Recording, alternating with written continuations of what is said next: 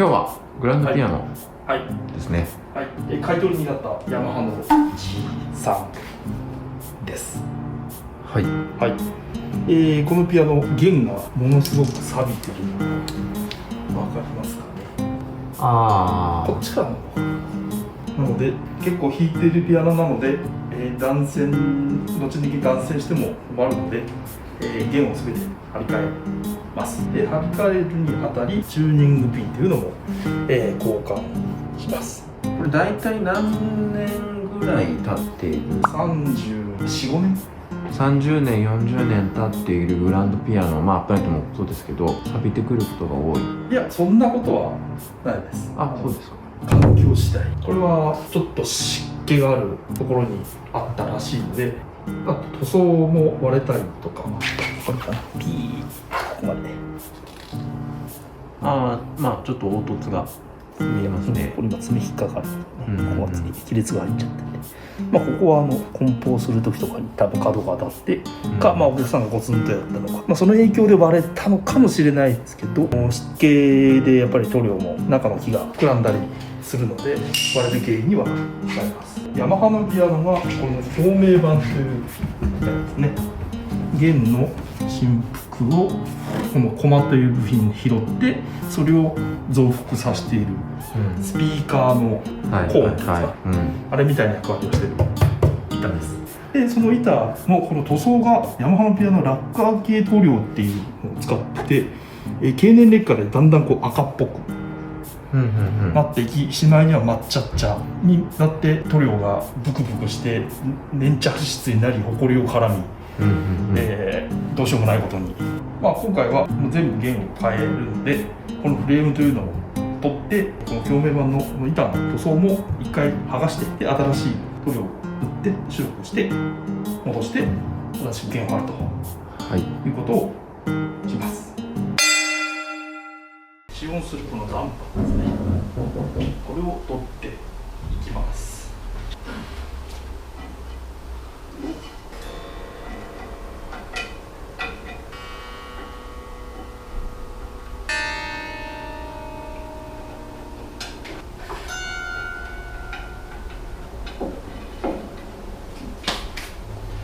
弦を外すんですが、一気に1個ずつ緩めていってしまうと張力のバランスが悪くなって最悪鉄骨が割れてしまったり木の方がねじれたりすることがあるので、全体的に少しずつ張力を下げていきます。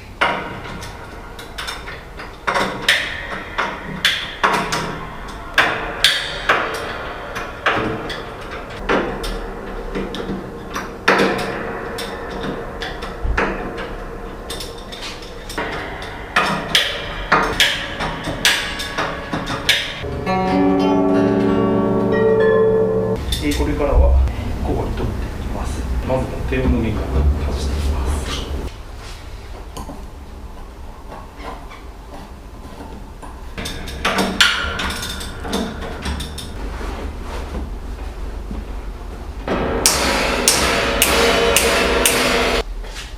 低温の弦は1台1台で、メーカーのモデルによって設計が違って、オーダーメイドで作ってもらいます。ヤマハの場合は製造台数が多くて、データがしっかり揃っているので、型番と製造番号を伝えれば同じ仕様で作ってくれるので、もうこれを基本的に使います。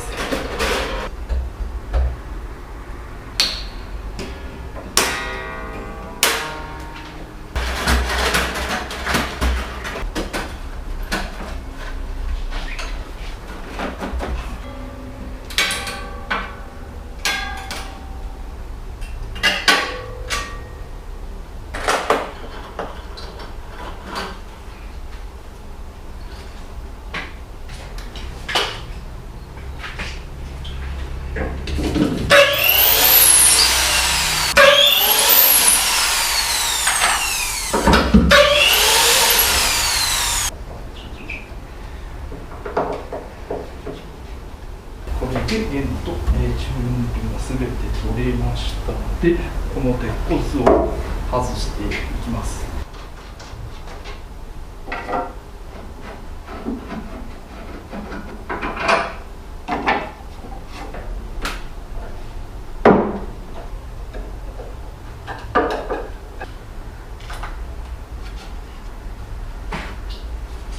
で、全てのネジが外れたので、この鉄骨が外れるようになっていました。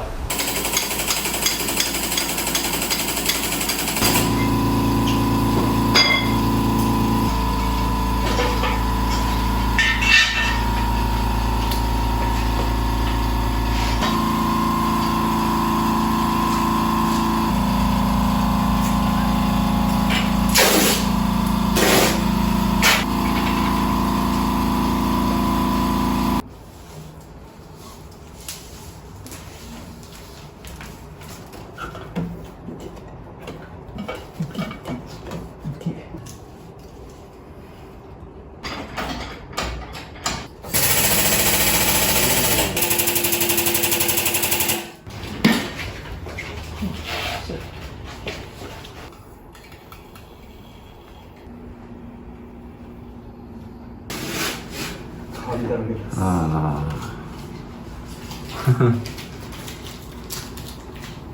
この後はここの塗装を落としていくところですね。そうですね。剥離ですね。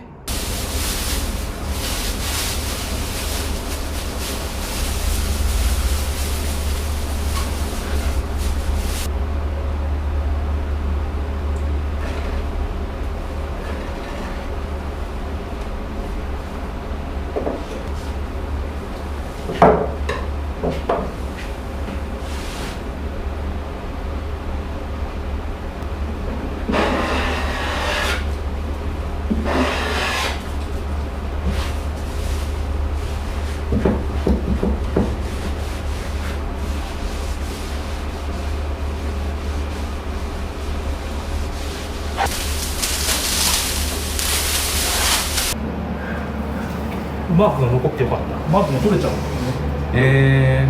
あ、これなんかデカール。そうそうそうそう。あもうちょっと古くてもうちょっと赤くなってて一緒にベロベロって取れちゃう。これはまあ大丈夫そうだなと思ったら大丈夫だった。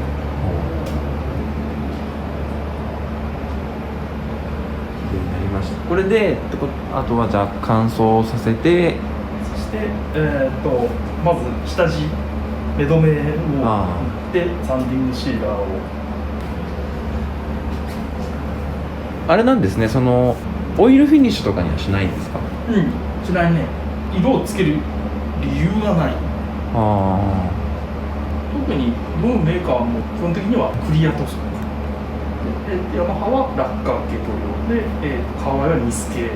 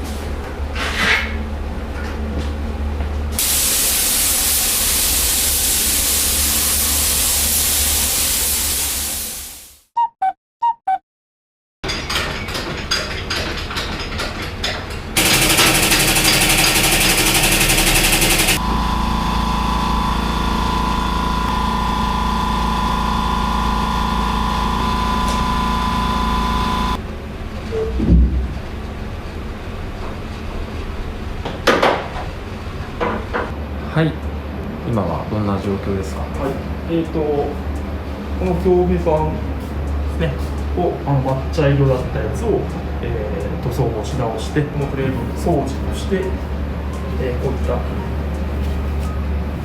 ね、このついてるやつを、新しく全部これからします。とりあえず今日はこの辺ですかね。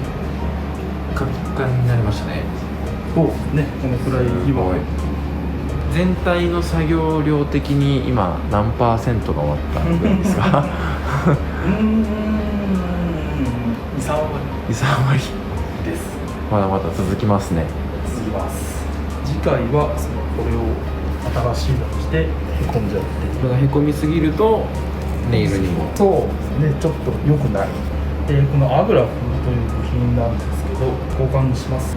そして今ここ空洞になってるんですけど、ここに木のドーナツみたいなやつにブッシュっていうを入れます。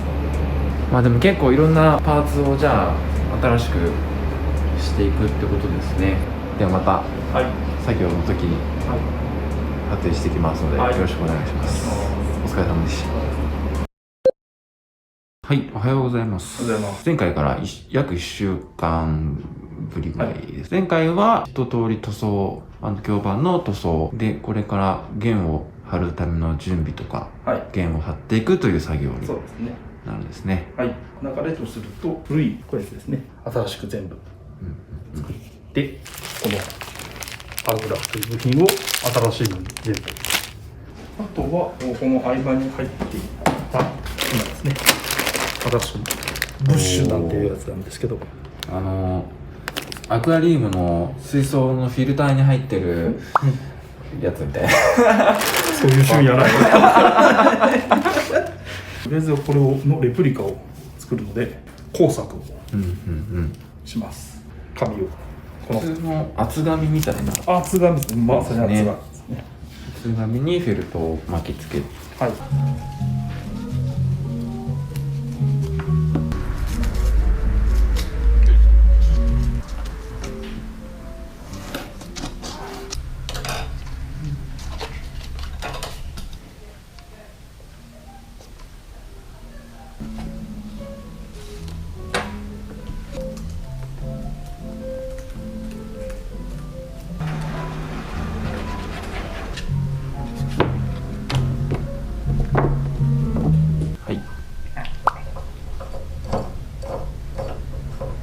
これってタップ切ってあるやつをこの角度に合わせなくちゃいけない。普通のさ木日とかだとさギュッて締めりゃさ入ってくじゃん、ここでコンって止まっちゃったら締めようがこのくらいしかないから、はい、こいつ落選、だからそれを永遠に下手すると20個ぐらいダメです。ぐるぐるぐるぐるコン、ダメ、はい次、まあめんどくせえんだよ。運ゲーですね。だからダメなやつはずっとダメなっていうめんどくささ。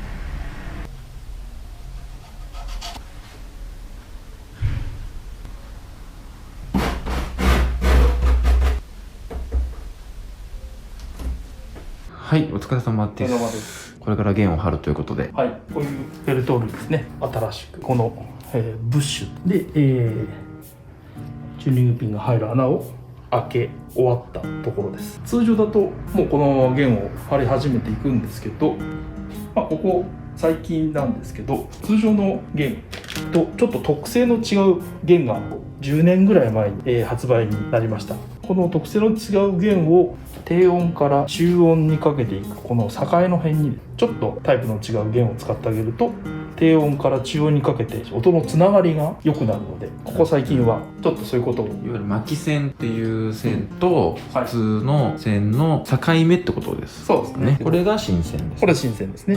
ここにこうぐるぐるぐるぐる巻いてあるやつを導線を巻くんで巻き線と。今回はこの弦を出しているメーカーですねさんが、こういったパソコンのもうプログラムを作ってくれてあります。でそこにこうやって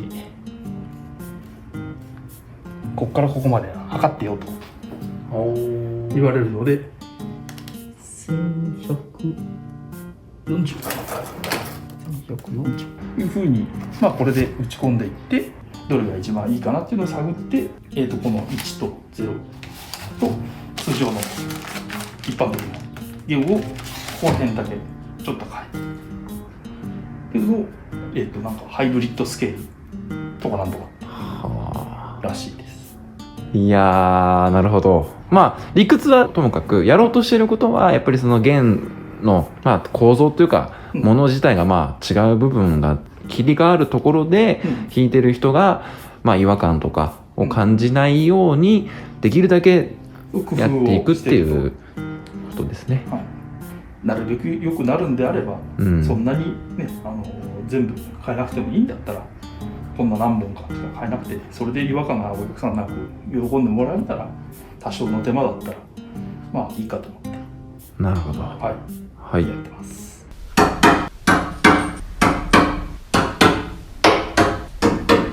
はい、弦は明日。そうですね。チューニングフィールド、ここからここまでね。じゃあまた明日からいよいよじゃあ弦を張っていくと。そうですね。いうことですね。もうじき折り返しって感じですか。現場で張れば折り返しかな。わかりました。じゃあまた明日もよろしくお願いします。おはようございます。おはようございます。今日から弦を張るということで。です。今日一日作業ですか。一日で張るにはもう何も考えずに弦がどう張れてもいいとか巻き数もあんまり考えない、とにかくスピード重視だったら一日でなんとか。なんせこのピンの数は230本ぐらいあるのでで行って帰ってがほとんどこっちであるとしても150本以上は張らないといけないのでちょっと時間がかかりますね。もっと丁寧にやる人は3日4日なるべく弦にストレスを与えないように考えながらよろしくお願いします。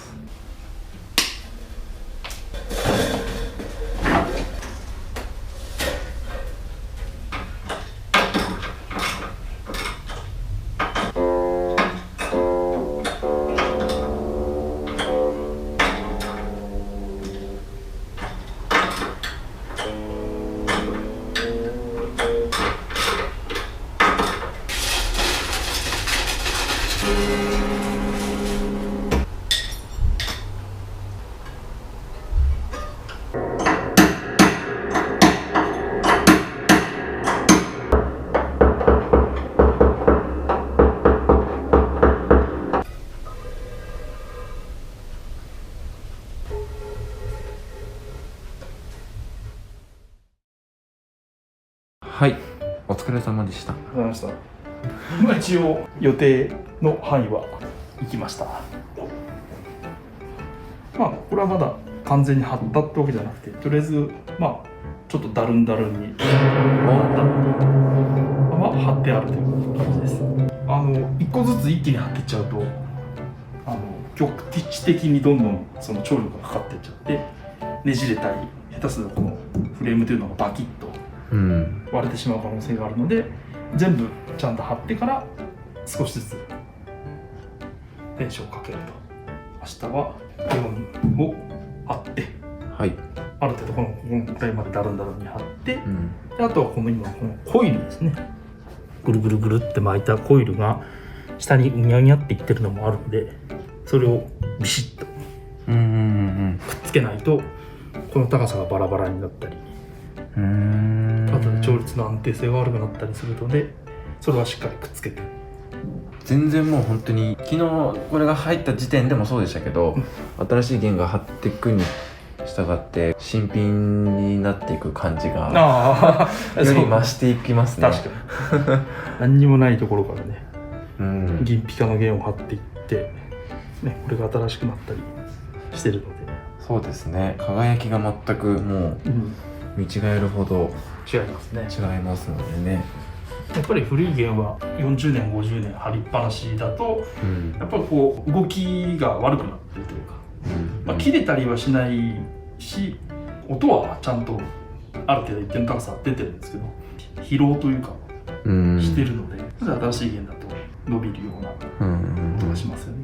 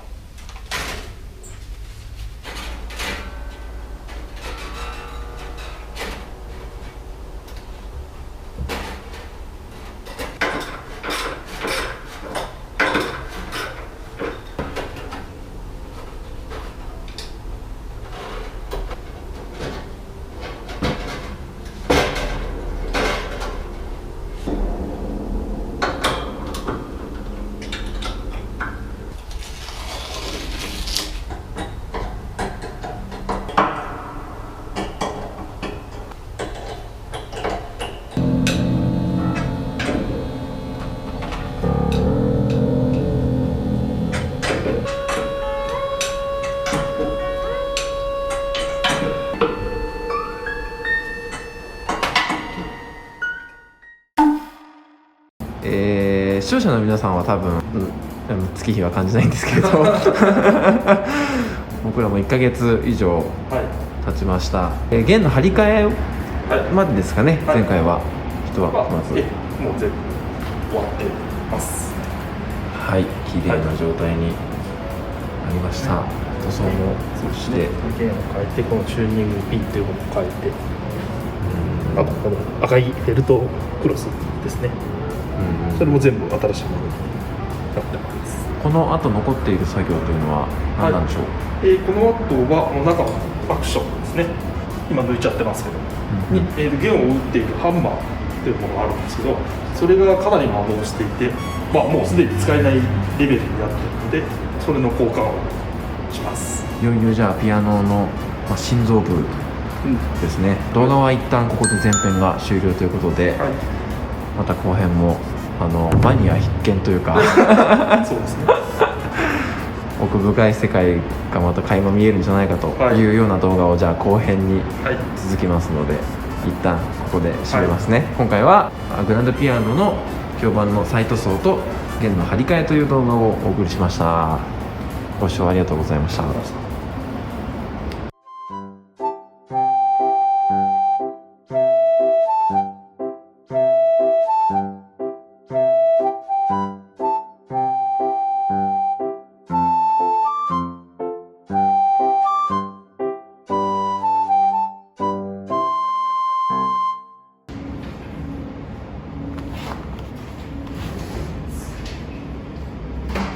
はい、お疲れ様です。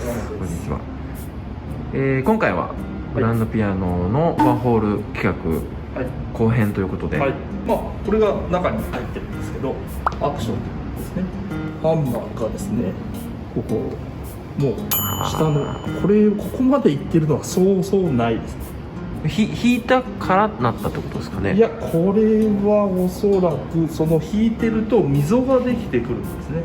弦が切れる原因になったりとかもするので、ベルトの塊なのでヤスリで削れます、で削って溝を取って何回かできるんですけども、何回か削ると、なくなるので、こうなってしまいます。なるほど。ただそのピアノ自体の弦の消耗とかを考えると、ここまで向くことはない気がするんですけども、向いた技術者の方が何を思ったのかは当事者じゃないとわからないんですけれども、頑張って削ったんでしょうね言い方を変えると向きすぎたって感じですかね。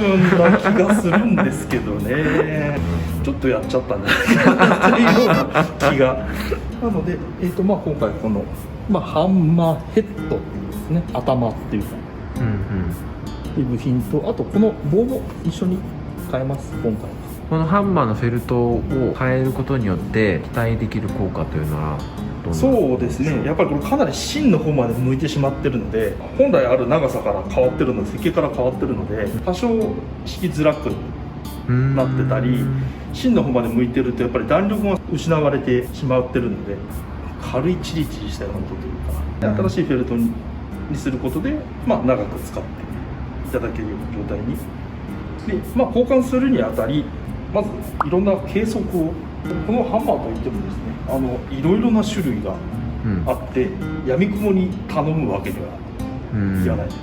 これとこれがですね、まず長さが違うのが分かりますかね。こっちがだいたい80弱、72、8ミリぐらい違いますけど、交差してるので、交差してる。低音の方が上にあるので、その分長くなってるという、ただそれだけですよ。なるほど。なるべく純正に近い状態のハンマーを選ぶのが、割と失敗が少ないです。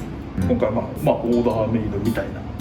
結構重さの左右をするのはこの木ですね。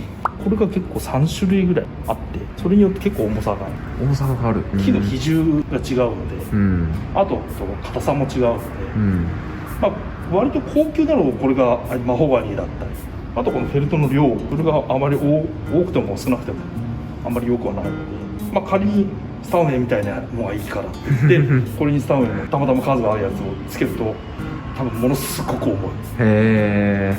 引き5体は出るんですけど、5体がありすぎちゃうそれと小さなお子さんとかが弾くときに重いってなってしまう可能性があります。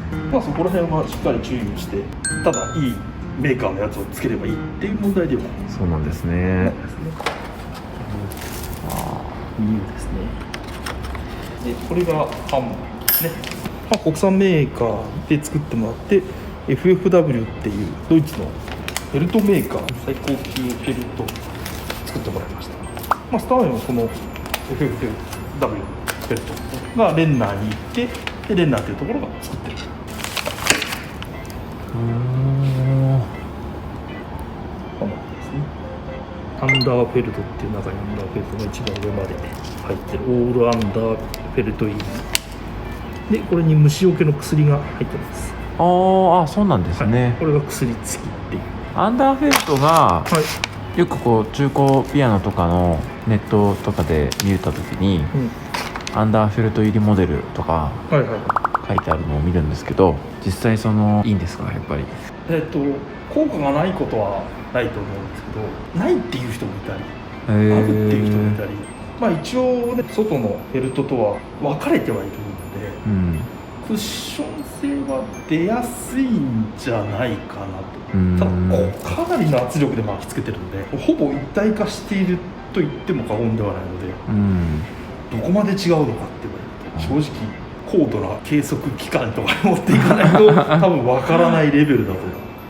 ただアンダーベルトが入ってる方が高級っぽいというそうですよね。イメージは確かにね。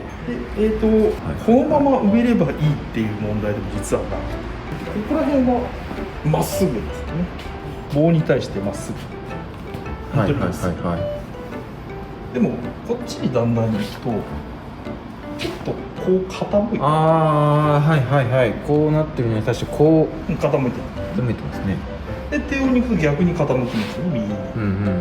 弦が傾いてるので、弦に対してなるべく平行に当てたいと。なので基本的にはこの純正、参考にしながら。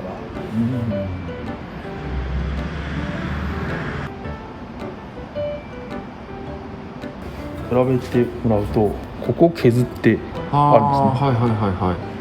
あと横もスリムになってますよね、頭の割に。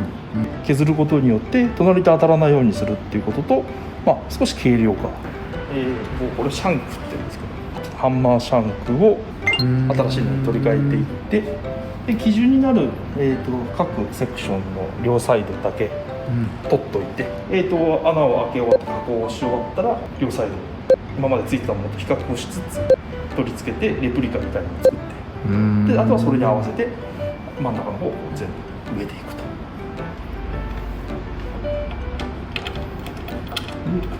間の隙間はこのくらいどっちかに触れようがあるので、合間に均等になるようにダーッと間に入れてきました。で残りは、この2つだけ残して、あとまた真ん中の方全部新しいものを入れ替えていきます。はい。はい、おはようございます。2日目ですね。昨日は確か間に入れてたやつを、それからさらにその間に入れていって、各セクションの見本ですねになるやつだけ残して、で取り付けは終わったんですけども、この棒がですねまっすぐちゃんと上がるとは限らない。どうしても木でできてて、この赤いクロスの中心にピンが通ってるんですね、このピンが 100% 水平につくとは限らない。傾いたりしてると、そうするとちょっとこう真ん中に寄ってくの分かるかな。これと、これがこの今の隙間から上に上げていくと近づいていく、狭まっていく。ああ、はいはいはいはいはい。なのでそれをまっすぐになるように。ただここの時点で完璧にする必要はない。ざっとこういうペラッペラの紙、この紙をこの下に貼って、こうなってたらこっちに紙を入れてやって起こしてまっすぐ上げるようにすると。傾きを取ってあげる。でそれでこちらの準備はおしまいです。ざっと全部、修正しました。おお、全然違いますね。で次はそのハンマーヘッド。そうですね、こちらの方の加工に移っていくんですけども、規定の数よりも少し多めに入ってます。だいたい1台分で頼むと90入ってることが多いです。これをじゃあどう選別するかなんですけど、一番重要なのはここの低温と中温の境目の重量を少なくしたいんですね。長いので低温の方が重くなるんですね。同じ加工をしてしまうと低温の方が、重いまんまになってしまうので、そのバランス悪いと低温から中温に入った瞬間に急激に軽くなっちゃう。多分今これで 0.5 ぐらい差が 10.7 0.7 0.7あるとおよそ6倍ぐらいタッチに、テコの全部比率でいうと約6倍なので、4.2 グラム手前で差が出ちゃうので、その差はできる限り減らしたいところです。やっぱりこのハンマーの重さっていうので、その音質っていうのも多少やっぱり変わる。重い方が勢いが出るんで、芯がある音が出やすいですし、それです音質のばらつきが出てしまうこともあるので、選別とすると上を取っちゃうとさらにこっちの方が重くなってるはずなので、下を取ってこれを26にで、こっち取っちゃって上を全部詰めていくとさらにこの重量のバランスが開いちゃうので、下はこのまんま残しつつ上の2つ抜くと。で中温と低温とここからが中温で、ここが自高温で高温と。でこれで次、穴開けですね。ハンマーの穴開けをするジグですね。とりあえず準備としては穴を開けるところに線を引きます。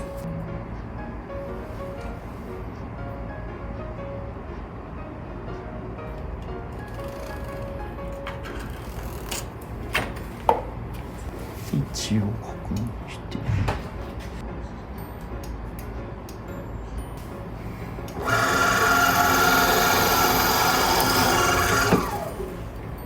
こんな感じですね。はい。で穴を開け終わったら今度、横、こっちの方がシャープになってますね。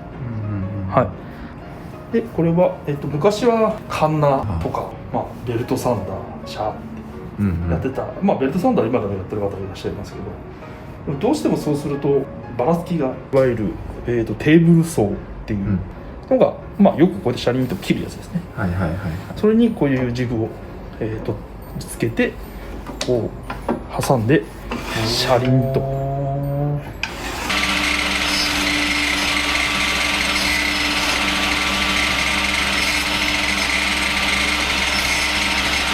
これからいよいよ接着というか、業界的にはウェルっていうんですけど、ハンマーウェルっていうのをしていきます。残したやつを一応目安にして新しいやつを植えます。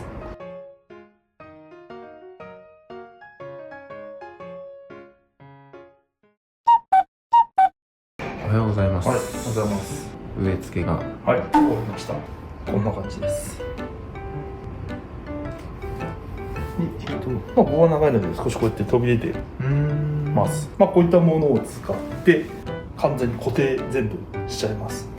まずここの出てるこの棒の突き抜けたやつですね、が、邪魔なのでこれを一旦切ります。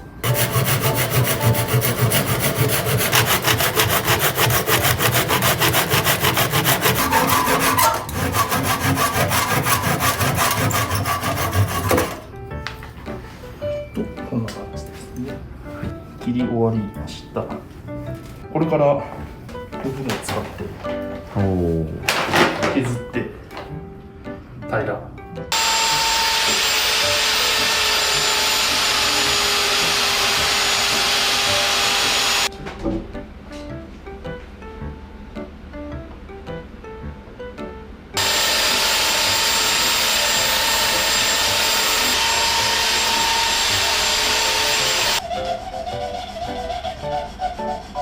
これで削り終わりました。デコボコしてですね、この下と同じような角度だったのが平らになっています。でこれでもう調整の作業に入れるんですけども、ちょっとその他準備もまだ途中なので、それが終わって大丈夫ですね。調整の方に入っていきます。調整の作業にで、簡単に言うと放り投げてるんですね、上に。これを放り投げるというのが結構ピアノのミソですね。静音という作業、全然伸びないやつを伸ばしてあげると。なぜ羊毛じゃないとこの YouTube チャンネルは意外とこう難しい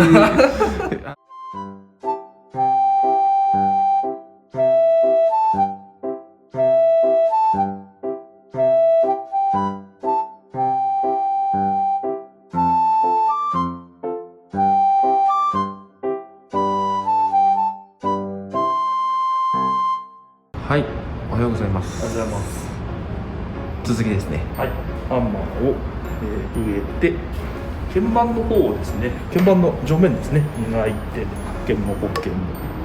あとこの前の前面、ヤマハはこの部品とここの部品が別なんです。基板で来てしまうので、全部1台分ですね、交換してきました。あとは上面がいくつか割れたりしてたので、上面変えてあります。これはちょっと新しい証拠なんですけど、パッと見わかんないですね、交換した。これヤマハの純正を使ってるので。そうなんですか。でこれに調整の作業に、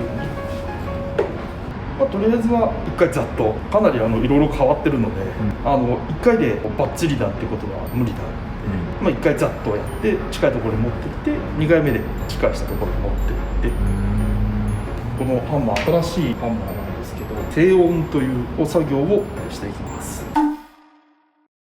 まずですね、このピアノに入れて、この今見えてる黄色の部品ですね、こいつを回して下の板とのフィッティングっていうんですか、を調整します。下にこうやって出てますね。真ん中この列ですねはこの今出っ張ってるところでしか当たってない。前はここが辺が当たってて、後ろもこの辺が当たってるんですけど、真ん中はこの昔のピアノはついてないんですけど、今のピアノこれがもうほぼ全部ついてます。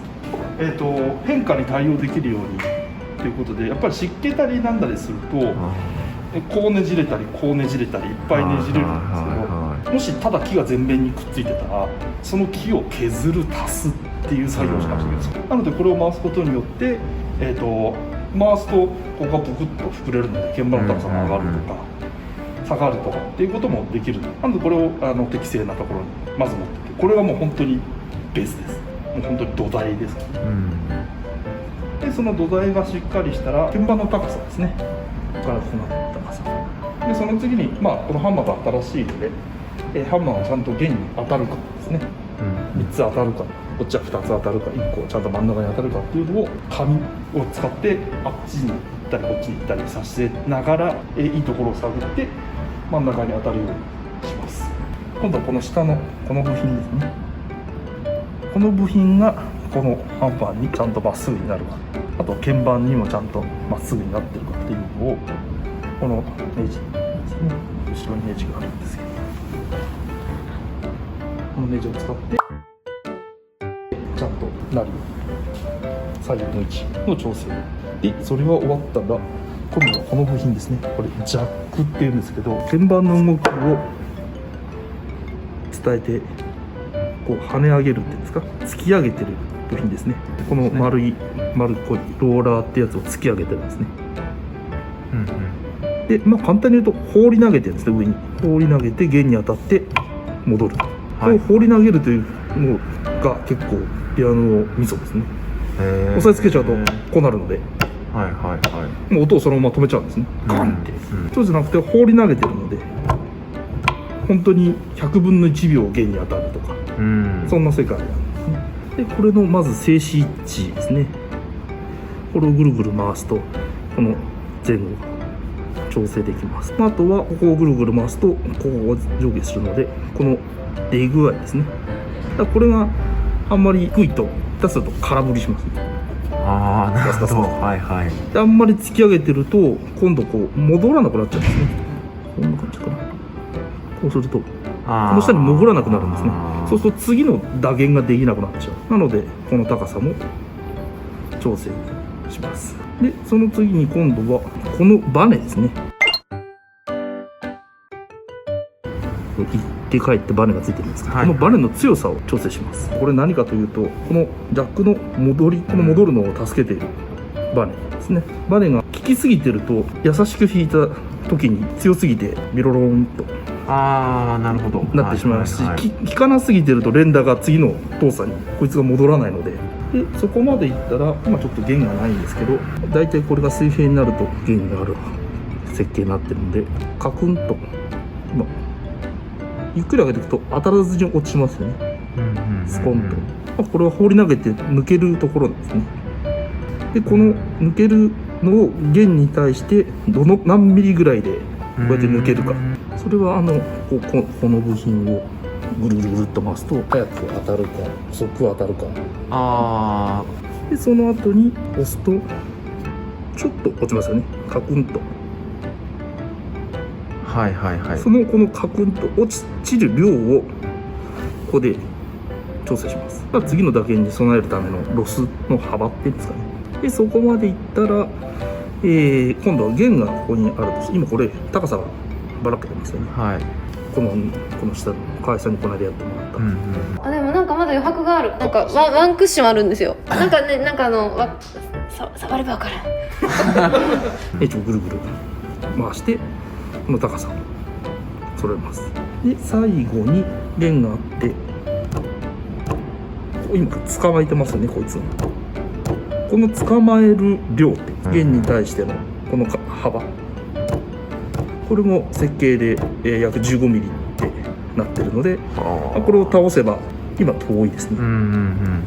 でグイッと出すと近くなるんですね。でこれをグリグリやって適正なところに持ってきます。うわこれをかける80だいやー、そうですか。これは大変だすごいですね、ピアノのアクションは高級な電子ピアノとか買うとカクってなるじゃないですか。あれはここのアクションでいうとどの部分の再現なんですか？さっき説明したここに当たって、ここからこう抜けるした時にこいつが落ちるんですね、下に。この落ちた感がでもゆっくりこう弾くことはないので、どこまでどうなんだろうじゃあちょっとここからは、定点を置いて、流れというかをご覧いただく感じになりますので、またマニアックな動画が続きますからよろしくお願いします。よろしくお願いします。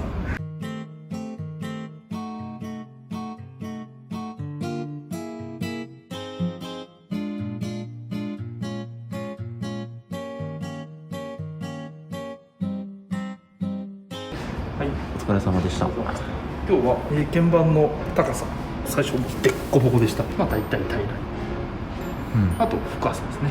うん深さやってであと弦に真ん中に全部合うまっすぐ、とりあえず一番時間がかかるところはその現場の高さとあとはハンマーの弦に当たるのがとにかく時間がかかるので今日はここまでで明日は、その調整の続きですね。念のためもうこの段階で一応もう商談中にこのピアノはそうですね今なっていましたね。はい、じゃあひとまずまた明日よろしくお願いします。はい、お疲れ様でした。おはようございます。はい、おはようございます。今日は、昨日に引き続き調整の作業ですね。で、一通り終わったら調律を1回か2回かぐらいまでできればいいかなと思います。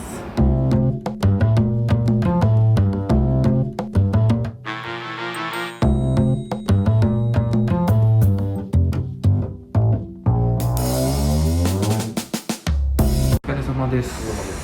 調整を一通り終わってダッパーですね。とりあえずくっつけました。調律を2回ほどやって音階にそれなりになってます。でこれからは静音という作業に入っていきます。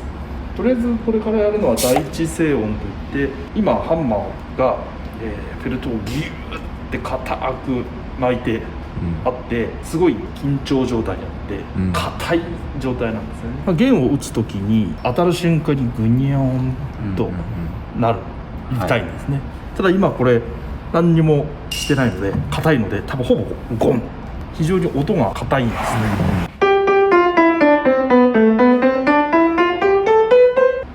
なのでとりあえずその第一静音というのはこの全然伸びないやつを伸ばしてあげると。その伸ばしてあげるのは大体ここからここまでの範囲ですかねに針をブスブスブスとやってなんていうんでしょう、音を飛ばすというか、音を開くようにしろって大体言われるんですけど、へえ面白い。一本取れやってみると弱く弾いても強く弾いても音量変わるんですけど全く音質の変化みたいなのがないんですね。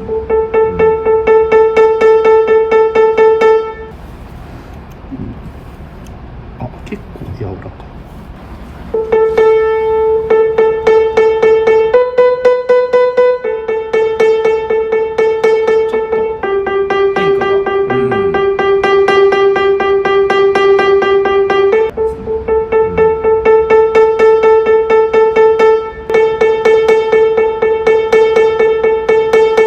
ょっと変化が今刺した感じだとこの下の今緑色になってるところは十分柔らかいので、ここは少し刺すだけにしてやっぱりここら辺がすごく今硬いのでここら辺を刺さないといけなさそうですね。このラインが一番強く叩いた時のフォルテッシモぐらいの音を作ってるラインでこの辺のラインがフォルテのラインでこの辺がピアノのラインでピアニッシモみたいな。でここに角みたいなのを起こすんですね。硬いってことですか？ここそう硬い。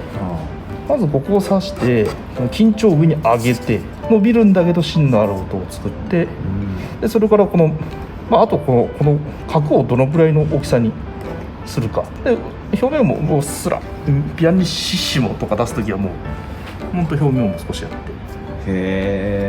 あとこの角をどのくらいの大きさにするかによってボリュームというか決めたりっていうのを考えながら、でも羊毛だからこそできる。なぜ羊毛じゃないとこの YouTube チャンネルは意外とこう難しい考えもしなかった問題が結構出てくるんですけど、羊毛動物の毛じゃダメなのかとか、はたまたね人間の髪の毛とかじゃダメなのかとか、空気を含みやすいというか多分他の動物の毛とかでやるとまとまらないと思う。ばらけちゃう。キューティクルがすごくいっぱいあって髪の毛にも鱗みたいなやつでその鱗と鱗がなるほど重なって取れなくなるっていうのが多分一番大きい特性なので、多少ブスブスやったってそこでどっかちぎれたりってことがいいフェルトでやっぱり作ってるとクッション性もいいし、いいもの食べてたんですかね。まあ、あとはその産地というか、はいはいは結構ヨーロッパの方の羊はもう酸性を一時期浴びちゃって、い。へえ。酸性で結構フェルトがいたんだっていう話は昔聞いたことがある。ただ最近羊のお肉が人気になってきて、毛を買ってるよりも食肉で出しちゃった方が効率がいいっていうことで、フェルトがどんどん高くなってるっていうので、ピアノもまた相当なうちに値上げがあるんじゃないかな。国産ピアノの間ああ、いろんな要因がありますね。まあ、もしかするとその修理の部品も少し上がってしまうかもしれない、うん。修理代も少しもしかするとそのうちそうですっていうね。こともあるかもしれないです。結構重要なのが、このハンマーの頂点ってこれ今横ですけど、まっすぐ見ると、まあ、こういう風にうん。なってて、弦が、まあ、3つのところが3つある。弦も必ずしもまっすぐじゃないんですよね。こうなったりとかこうなったりとかしてる可能性があって、頂弦のところでちょっと取ってないかもしれないんですけど、弦はまっすぐにしてあります。全部水平にはあんまこだわりすぎる必要はなくて、真ん中だけこうやって、上に1個いってるとか、下に行ってるとか、ってことがないように、まあ、せめてこう並んでる、まっすぐかちょっと右肩上がりかこう下がってるかっていうようにして合わせてあるので、でここを少し削ってこれに合うように、まっすぐならまっすぐ、こう合うように、こう合うように3歩が同時に当たるように、そうしないとちょっと音色が、音がずれるんですね。少し1本だけずれる、当たってないやつを。でその3弦あたりとかにある程度で、この上の方まで少し攻めていってって感じですかね。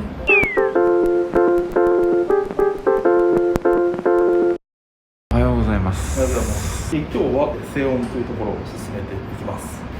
その針を刺すところですね、まあ、目安の線を引こうかと思います。で次に約45度。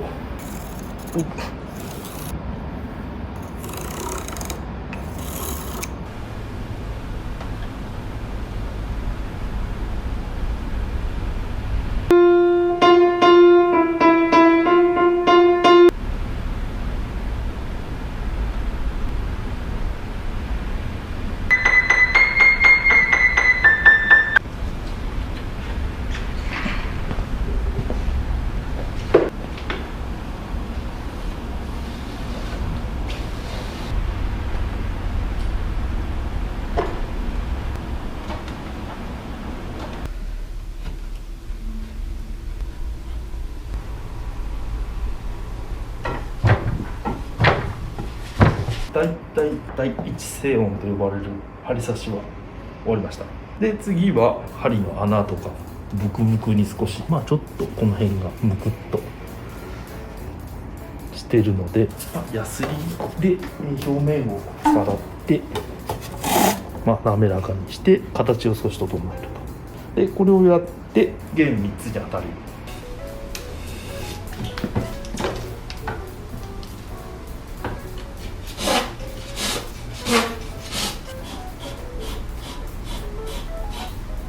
次はですね、弦がここからこれは3つ、1個のハンマーとして3つ、はい、低音はここからここまでは2本ですね。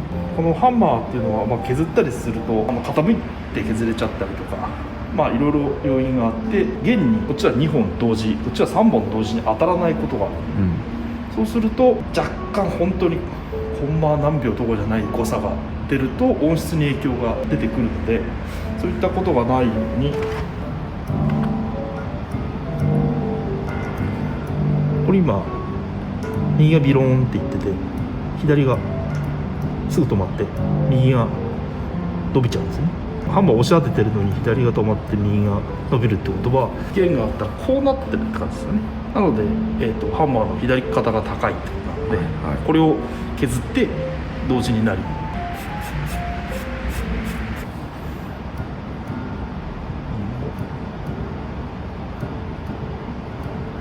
もうちょっとだねっていうまあ感じで、それを修正して、でまあ第二声音という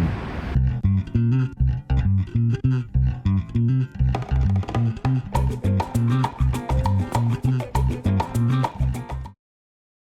調整がある程度終わって、まあ、ダンパーはとりあえずつけただけなんで、後ろが降りたことがいくつかあったりとか、ある程度の静音まで明日終わらせて、でもうちょっと細かいところにあって、外装の細かいところとかちょこちょこあるので、こういう傷のあるところとか、その傷を直したり。これもじゃあ直す？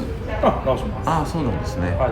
じゃあこの動画がもしかしたら出る頃にはもう嫁入りが決まっている可能性が高いですね。そうですね。でもせっかくこのそれなりにいいハンマーと交換をしたので、古いそのまんまのものとちょっと比べてみたりというのももしできたら面白いですね。じゃあもう少し続きますが、よろしくお願いします。今日はお疲れ様でした。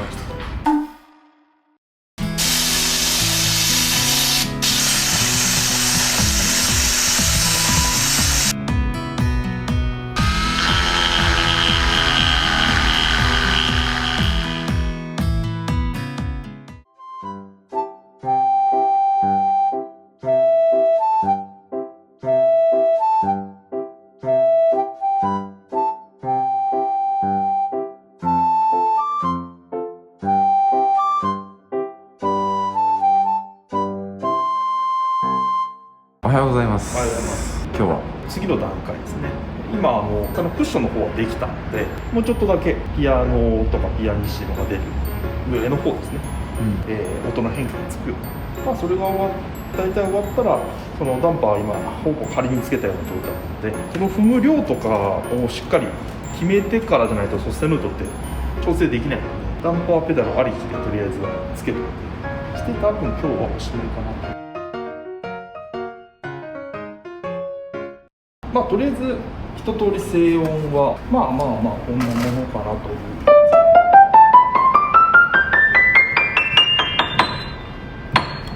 だったんですけど、ダンパーという部品のこのフェルト、現状のままいけるかなと思っていたんですけど、ちょっと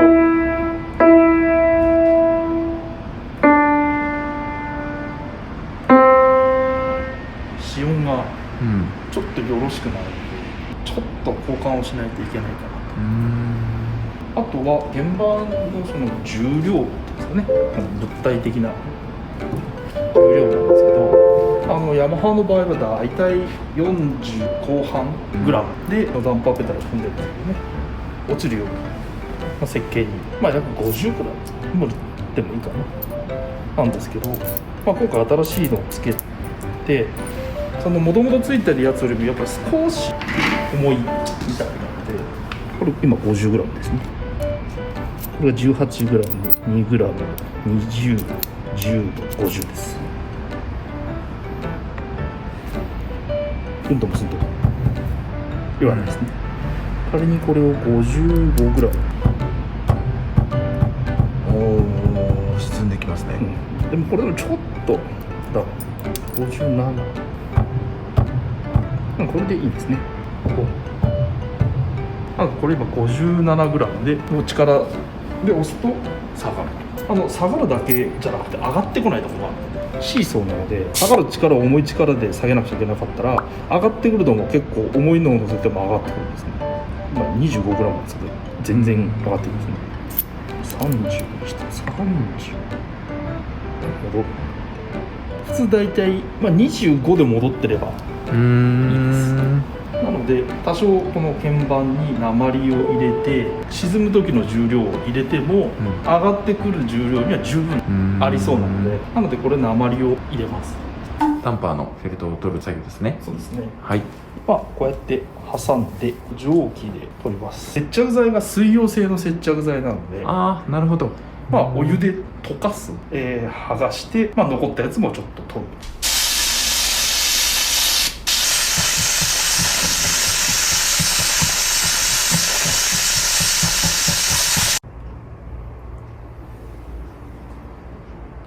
お疲れ様です。お疲れ様です。なんとか取れました。蒸気で取ってるので結構早く乾いたりはするんですけどね。少し乾燥させてから新しいのを買ってきます。貼る作業はちょっと僕が撮れないので、はい、まあ、写真家の方とかがダイジェストであともうちょっとですかね。そうですね。いやー、長編企画でしたね、今回はね。まあほぼフルセットみたいな感じですねどうしても、まあ、もう少しありますので、はい、また引き続きよろしくお願いします。はい、お願いします。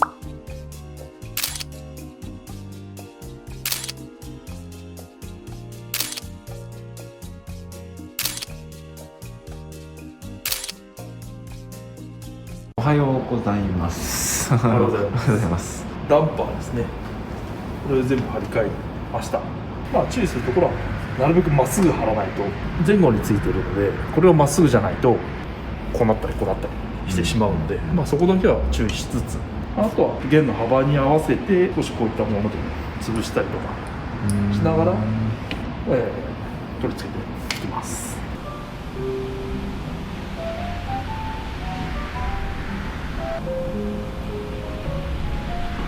ダンパーですね。これがくっつきました。やる前はこの辺がうんにやって言ってたのが、うん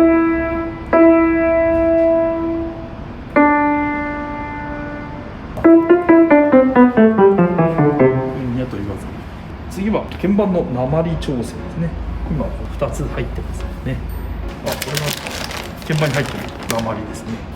今回は50ぐらいで降りるようにして、25以上で上がってくるように鉛を入れていって、で最後に鍵盤に穴を開けて鉛を入れる穴を開けなくちゃいけないので、穴を開けて詰めていきたいと思います。みんなばらつき若干あるんですよね、きっと。そう一つずつで、ヤマハはもう工業製品なので、ここに今赤と黒みたいなラグ分けしてありますので、ここに鉛が、これ黒鍵、これ白鍵って、こっちが黒鍵ですね。もうこんな感じ、スピード重視、平均取ってこんな感じ。今回1個ずつ測って、どこに何を入れるかみたいなのをちゃんと1個ずつ測っていって、詰めていくなりをやります。今回使う鉛は直径ですね。10ミリ、12ミリ、14ミリ、この3種類を使って、バランスよく。今白鍵はとりあえずやったんですけど、こっちから見ていただくと、こっちの今白い線が、書いてありますけど、一応分かりやすいのに、色を分けて10こうやってピッ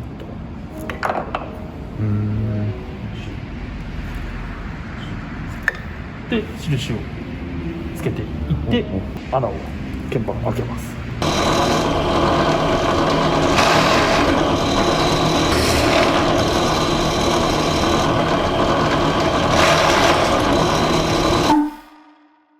ここに今傷がついてしまってますね。あと割れがここからピーッとで、ピアノこの、今塗装が、ポリエステル塗装といってすごく硬いんですけども、硬いがゆえに、一回割れるとガラスのようにバキッと、なので一回、この割れを木が見えるところまでえぐって、で新しいトップをくっつけます。で固まったら平らにして磨くと。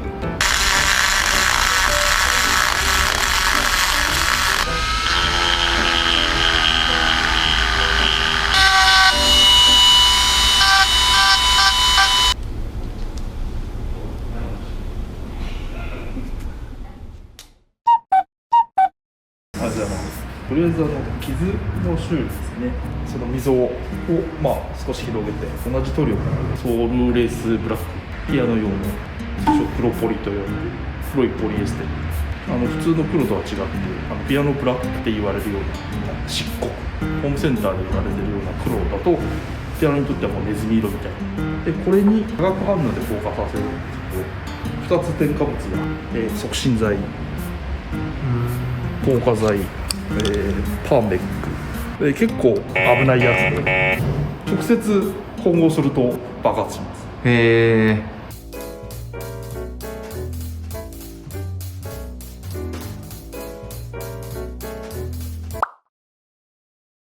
昨日穴を開けたので、なのでここに鉛を詰めていきます。ここに使ってギュッと、そうするとこんな感じに押し込んで、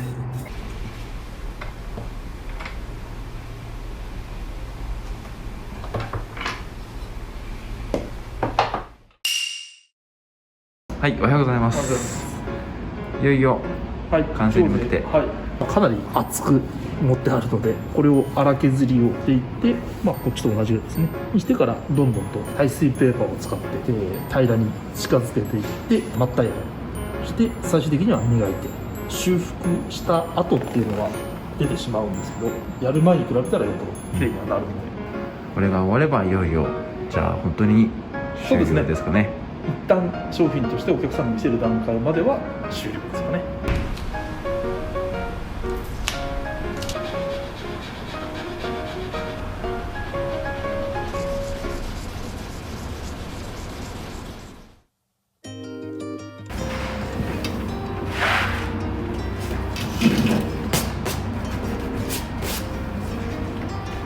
この辺からずっと空きとあって、でここら辺がぐちゃってなってたのが、遠目では分かりませんね。で、一通り終わりましたね。はい、長い企画でしたね。最終的な話ですけど、こういったオーバーホール、実際おいくら、例えばお持ちのものを同じような作業でっていうことになった時に、少し分けると上限式ですね、約15万円前後で、この表面板ですねの、塗り替えは3万円ぐらいですかね。上限と追加料金で、あとはそのハンマー交換の部品によるけれですけど、これも15万前後ですかね。あまりお見せしなかったような部分もちょこちょこ交換したり、ざっくりで18項目ぐらいはあったので、これをもしじゃあフルセットで今回と同じようなことやって50くらい。隣にあるこちらがヤマハのフルオリジナルでしたね。で、こういったお値段ですね。フルオリジナルで74万8000円で、オーバーホールして98万円と、作業量的には50万円分ぐらいにはなってますが、正直ちょっと安いちょっと状況によっては少し考えた方がいいかなピアノを買うなら早いうちにある程度安い表示がついてるのを見に行くのはいいかもしれないですね。これから入ってくるものに関しては多分すごく高くなると思うし、本体も上がってますし、パーツ類もね値上げはしてますもんね。そうですね。もうバンバン、鉄は高い、木は高い、もう全ての材料が上がって、なのでオーバーホールもそうですし、こうやって中古市場で値段がついてるものもそうですけど、本当に今の値段ってことで、ご認識いただいて、この先もずっとそういう値段でいけるっていう話ではなく、そうですね、下がることはないと思います。上がることは買うなら、買えるならかもしれないですね。ぜひこの動画をご覧の皆さんは、ピアノのねオーバーホールというのはどういうものか、この先がどうなっていくのかがなんとなくお伝えできれば嬉しいかなというところですね。ということで、長い間になりましたが、今回は、グランドピアノのオーバーホールという企画をお送りしました。ご視聴ありがとうございました。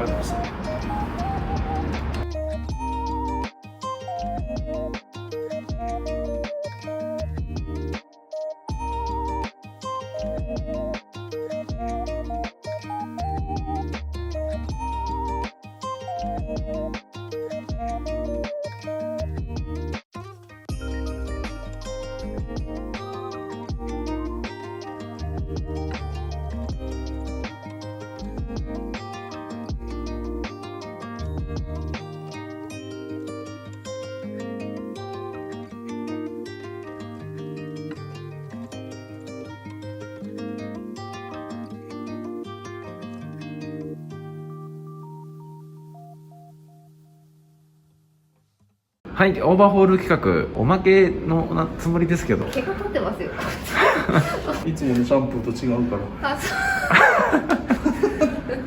こちらですね、オーバーホール企画の動画で手を入れたヤマハのグランドピアノ G3 の A ですね。完成した状態です。で今日は河合さんがいらっしゃるので、まあ比較というんでしょうかね、違いを感じてもらえるかな。まあこの弦もハンマーもいろいろ変わったピアノと、この1台は特に何も交換した部品はないです。中身は全部そのまんま。それがこちらです、はい、同じ G さんですね。待って、これ G なのにやるコートついてません？よく起きます。はいはいはいは時ないないですね。ないって思ったんですよ。まあ、ヤマハの試行錯誤の最中というか、なんい。というか、ピアノを見る目が変わってきましたね。見る箇所が変わ変わってきました。ということです。ありがとうございます。まあこちらの G3A はこの小林店長の気合が入ったというかこだわりが詰まったと言いましょうか。はい。まあ実際音色がどこまで変わっているか。そうですね。まあ、同じ曲を何か聴いていただいて、多少強弱がつくような方がいいかなと。わかりました。はい。じゃあオリジナルの方から。そうですね。とりあえず G3E、ヤマハのフルオリジナル状態のグランドピアノから曲はベートーベンのエリーゼのためにでいきます。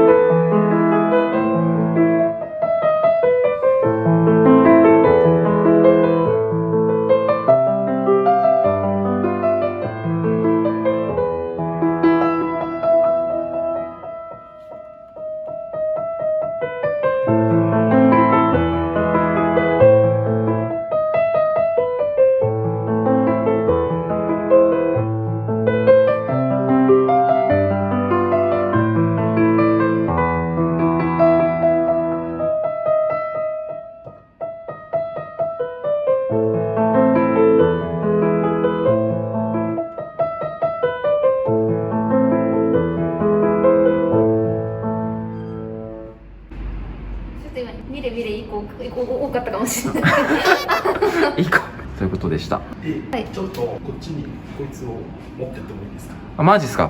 この奥がないっていうマージがこいつにありすぎるから。ああ、なるほど。じゃあちょっと一旦お待ちください。はい。さすがですね。ピアノ屋さん早い。一瞬で大事ですよ。こっち側に持ってくるなんて言ったらと思ったら。壁の反響が同じような環境で比べるならってことで並べて、じゃあ続いてはまたこっちですね。はい。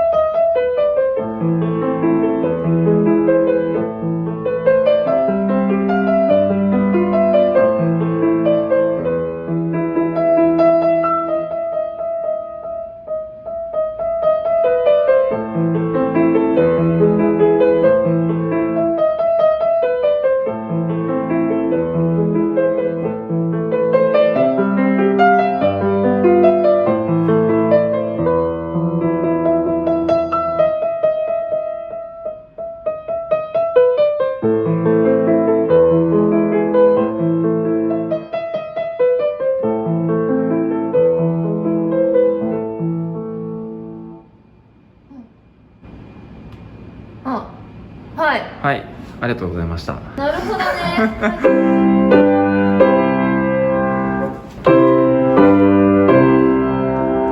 っちの方が高音がきらめいてる感じがする。そんで。な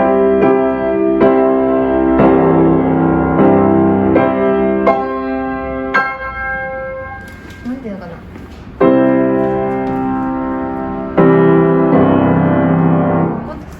全体にまとまりがある感じがするんですけど、ほうほうほう。もうちょっとよくわかんないですね。ちょっとよくわかんないですね。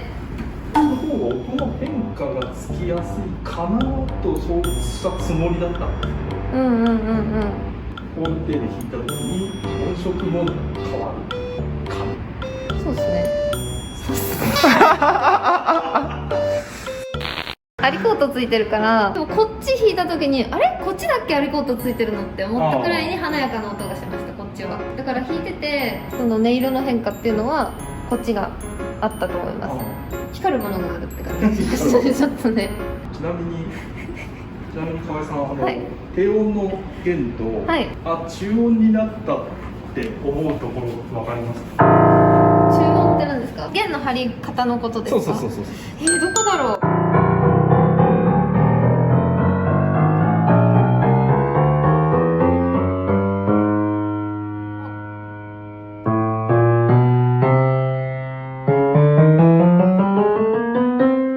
どうしても差が出るんですよ。低音って巻き線って導線がぐるぐる巻いてあると、そうじゃない弦になるところがどこかしらにあるんですよ。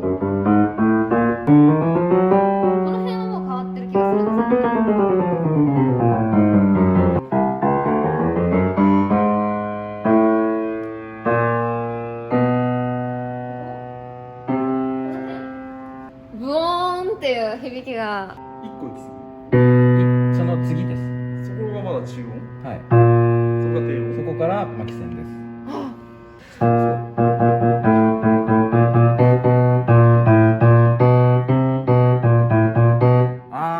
聞き比べるとなんか今全然違う。気にしたことなかったけど、ここブオーンってこう響く感じが来るんですけど、この辺からそれが軽くなる感じがするんですよ。でこっちだとどうでしょう？どうか同じってことですよね。あれ？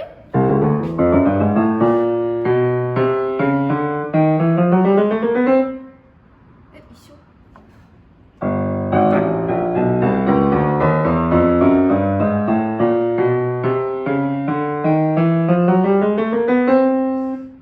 変わってます。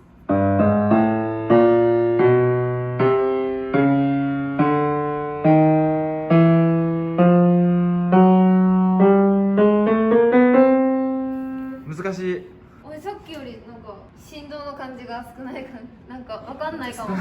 いいものです。じゃあもうその変わるとこで交互にちょっとやってみてください。そう。全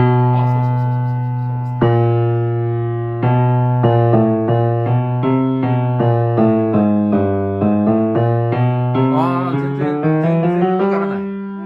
わからないです。弾いてる時の体に伝わってくる振動みたいなの、こっちの方は明らかに軽くなった瞬間っていうの気にしたら分かったんですけど、分かんなかった。これ調律師の腕なんですか？いいえ、弦が違うんですよ。この辺の境って今までの弦だと合力って言ってるんですけど、合成って言ったらいいのかなが、高すぎちゃうらしいんですね。変わるタイミングのところのダウン音が。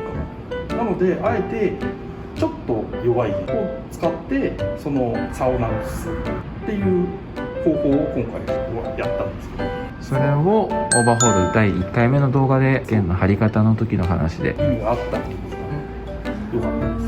いや今までその違うとは分かってはいたけど、自分は変えたのが分かってるから、それは思いとしても変わってほしいから変わってるっていうのは思ってたけど、実際に聞いてもらって違いが分かってもらえたらやってる意味があったのでよかったです。これで変わんないって言われたらもうやめようと思ってたので